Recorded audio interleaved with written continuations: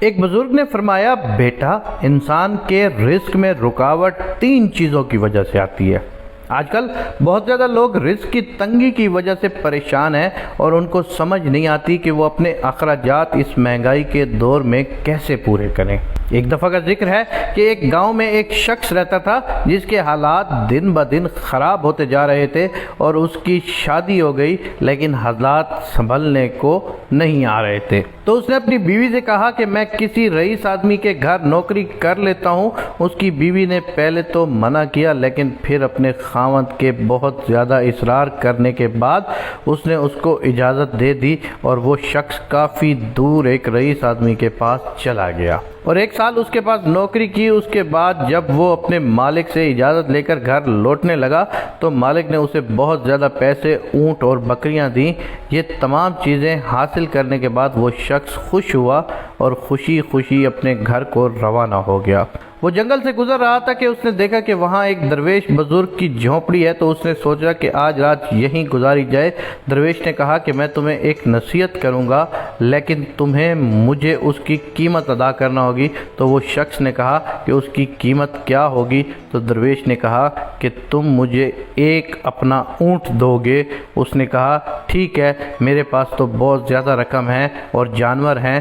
درویش نے کہا کہ میری نصیحت یہ ہے کہ جب تم آسمان پر ایک قطار میں بہت زیادہ ستارے دیکھو تو اسی وقت ایک پہاڑی پر چلے جانا، کیونکہ یہ وقت ہوگا جب سیلاب آئے گا۔ اس شخص نے یہ سنا تو کہا یہ نصیحت میرے کسی کام کی نہیں ہے، لیکن بزرگ نے کہا کہ میں نے تو تمہیں نصیحت کی ہے، اس لیے مجھے ایک اونٹ چاہیے۔ اس کے بعد درویش نے کہا کہ ایک اور اونٹ کے بدلے میں تمہیں ایک اور نصیحت کرتا ہوں کہ جب کسی کی آنکھوں میں تم اپنے لیے بہت زیادہ محبت یا بہت زیادہ نفرت دیکھو تو اس شخص سے بچنا، کیونکہ وہ تمہارے لیے خطرناک ہوگا۔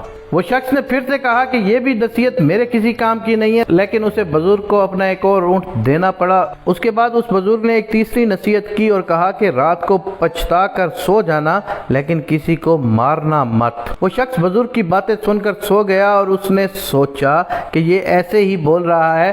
صبح ہوئی تو وہ اپنے سفر پر روانہ ہو گیا۔ اس نے ایک گاؤں میں پڑاؤ ڈالا تو رات کو سونے کے لیے لیٹا تو اس نے دیکھا کہ آسمان پر ستارے ایک لائن میں ہیں۔ تو اس نے شور مچانا شروع کر دیا اور لوگوں کو بتانا شروع کر دیا کہ سیلاب آنے والا ہے، لیکن کسی نے اس کی بات کا یقین نہیں کیا اور وہ شخص خود پہاڑی پر چڑھ گیا۔ جب صبح اس نے دیکھا تو پورا گاؤں سیلاب میں ڈوب چکا تھا۔ اس کے بعد اس شخص نے اپنا سفر دوبارہ جاری رکھا اور اگلے گاؤں میں جیسے ہی پہنچا ایک شخص اس کو ملا جو اس سے بے حد محبت سے ملا، لیکن اس کی آنکھوں میں شیطانی تھی۔ وہ شخص اس کو بہت پیار سے ملا اور اپنے گھر لے گیا اور کہا آج رات تم اور میں ہیں، میں آپ کی خدمت کروں گا۔ وہ شخص اتنے سارے اونٹ، بکریاں اور پیسہ دے کر لالچ میں آ گیا تھا، لیکن اس شخص کے ذہن میں فوراً سے اس بزرگ کی بات آ گئی اور اس کے بعد اس نے دیکھا کہ رات کو وہ شخص خنجر لے کر اس کے بستر کی طرف بڑھ رہا ہے، لیکن یہ پہلے ہی چوکس تھا اور اسے پکڑ لیا اور پنچایت کے حوالے کر دیا گیا۔ اس کے بعد وہ شخص اپنے گاؤں پہنچ گیا اور کیا دیکھتا ہے کہ اس کی بیوی چارپائی پر سوئی ہوئی ہے اور پاس ہی ایک عورت چارپائی پر لیٹی ہے اور ایک لڑکا سویا ہوا ہے جو کہ جوان ہے۔ یہ دیکھ کر وہ شخص غصے میں آ گیا۔